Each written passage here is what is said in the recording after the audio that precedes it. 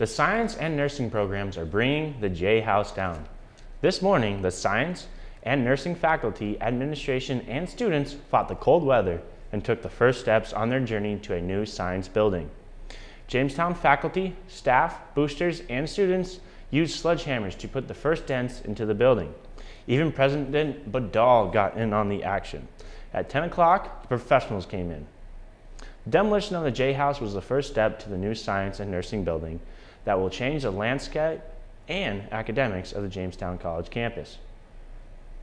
A murder trial has begun in Jamestown.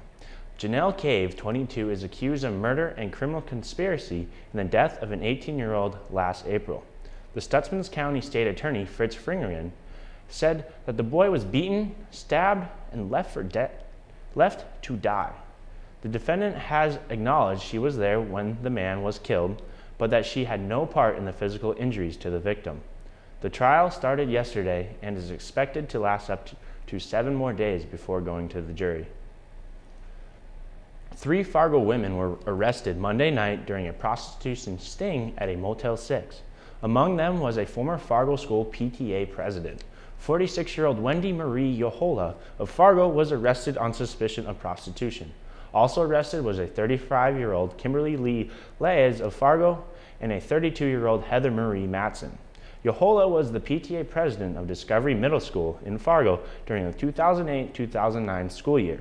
However, she is no longer with the organization. In North Dakota, prostitution is a Class B misdemeanor punishable by 30 days in jail with a $1,000 fine.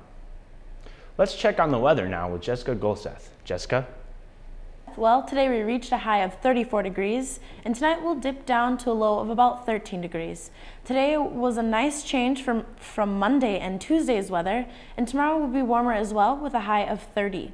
Unfortunately, the overnight low will be 0 degrees with a wind chill of -15.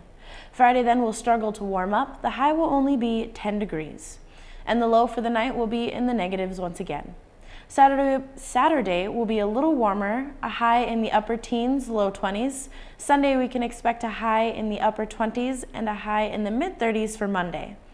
Overall, cold as you could see. Make sure to dress warm. We get days like today and forget it's winter. And then a night like tomorrow night comes around and we're caught off guard. So don't forget your hats and gloves. That's all for today, Jamestown. Thanks, Jessica. UND is once again using the nickname the Fighting Sioux, despite threats from the NCAA. The University of North Dakota has been fighting a long battle for the right to use their Fighting Sioux nickname and the mascot, which is a profile of an American Indian warrior. A law was repealed in November that required the university to use the nickname. Since then, the university has been trying to retire the name and mascot, but late Tuesday, nickname supporters filed petitions demanding that the issue be put to a statewide vote. University President Robert Kelly explained that after the petitions were filed, it became against the law to not use the nickname. Essentially, UND is back to where they were a year ago. Let's take a look now at sports with our Jarann. The T-Wolves are over 500. The Minnesota T-Wolves defeated the Sacramento Kings 84-86 in last night's game. Nikola Pekovic had 10 rebounds and 23 points in the game. The victory moves the T-Wolves to 13-12 on the season. The Minnesota Wild were defeated by the Columbus Blue Jackets 3-1 last night. Nathan Prosser scored the only goal of the game for the Wild in the first period. The Minnesota Wild are still holding on to the final playoff spot in the Western Conference over the Phoenix Coyotes.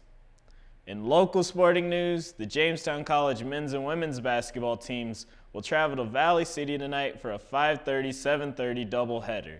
The Jamestown College women's team will play first, looking to defeat the Vikings for the 3rd time this season.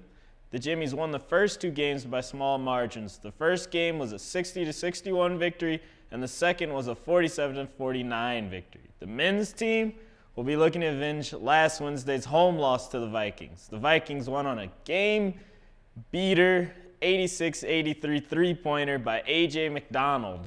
Thanks, Jarann. Well, that's the news for this Wednesday, February 1st, 2012. I'm JT Petsch. Tune in tomorrow when we once again connect the campus with the community. Good night.